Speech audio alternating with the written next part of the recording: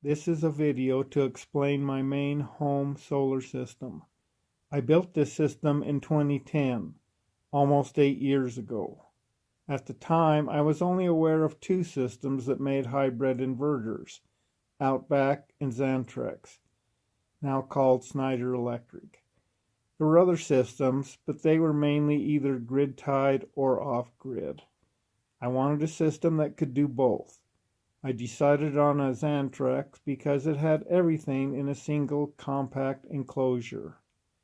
The 6 kilowatt hybrid inverter connects to the grid and can charge the batteries at 100 amps. But I almost never use it. What's the point in having a solar system if I charge the batteries from the grid?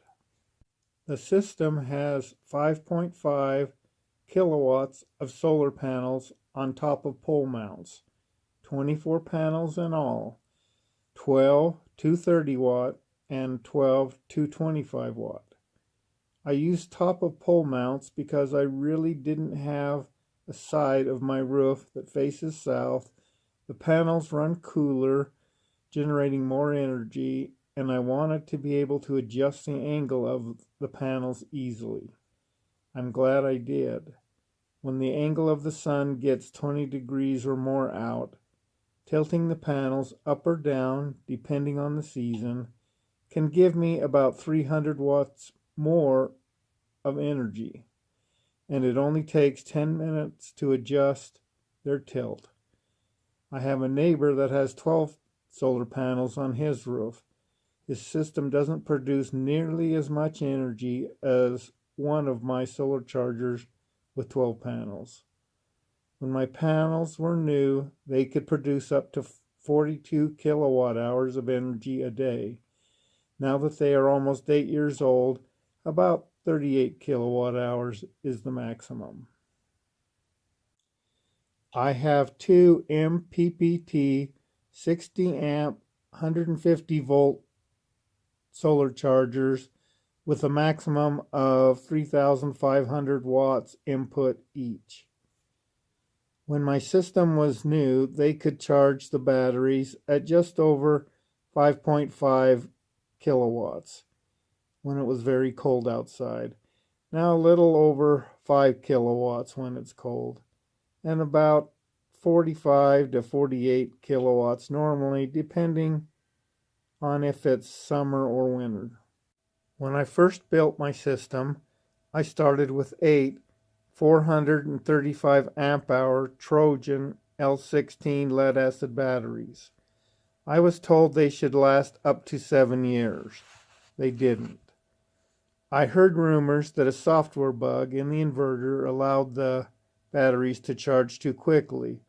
Or maybe I had a bad batch of batteries, or maybe I just charged or drained the batteries beyond what they could handle. I'm not sure. I only used the batteries to power the house at night, and only for about 1.5 years, and then only down to 60% depth of discharge. I was trying to take good care of them, but the first battery died after a year. I did get that one replaced on warranty. After that, a battery would die between 6 to 12 months until all of my original 8 L16 batteries died, the last one dying in year 5. I had ordered the original Tesla Powerwall when it first came out.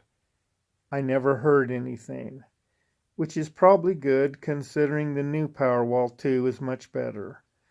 I ordered 2 of them the day they were announced. I'm still waiting. The last time I talked with Tesla, because of the Model 3 bottlenecks and they were sending batteries to help Puerto Rico, it will be around the first quarter of 2018 before my Powerwalls will get here, about the same time as my first Model 3. Tesla is the only car company I will buy a car from the rest of my life. Not just because they make the best electric car, but because of Elon Musk and his mission to help the world in a world where there are few real heroes anymore. Elon Musk is, and he is at the top of my list in my opinion. My Xantrex inverter requires batteries to work. I just went to Costco and bought 4 6-volt golf cart batteries, and using the 2 12-volt batteries from my original solar generator to power my system. I also had upgraded the firmware in my inverter and haven't had any unusual battery wear since.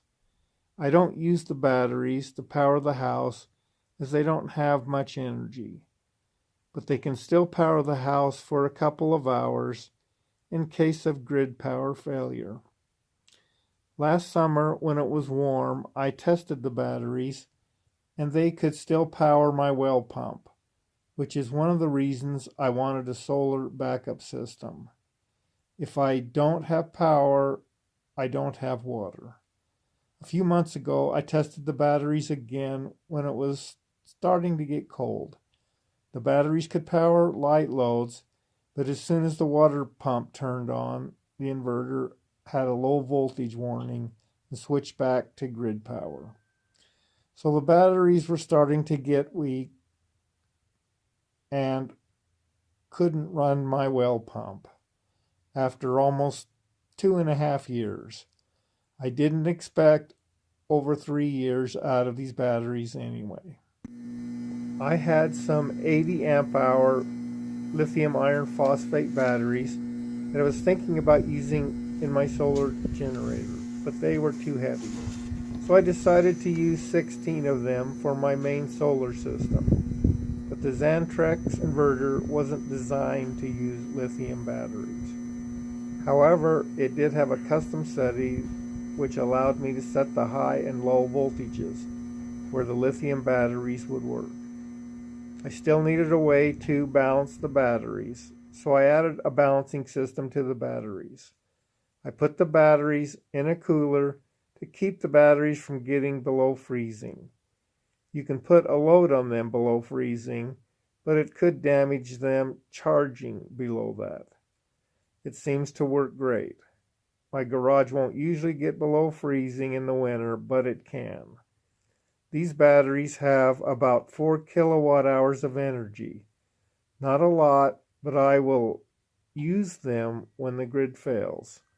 I tested them for over 3 hours, and they could handle fairly heavy loads with no problems. More power than the lead acid batteries they replaced. The only problem with my solar system is that the inverter is getting old. With the electrolytic capacitors in it, the average lifespan is about 10 years, the same as with my solar chargers. After I get my Powerwalls, I'll probably have to upgrade the inverter. The 2 Powerwalls will be able to power my whole house with 10 kilowatt continuous capacity and 14 kilowatt surge capability. But I will still need an inverter to feed the Powerwalls, 240 volt AC power from my solar panels. I'm thinking about a Solar Edge inverter, the new small HD one. They don't use electrolytic capacitors, so they should last much longer, and they even make one with a level 2 charging cable for my Model 3.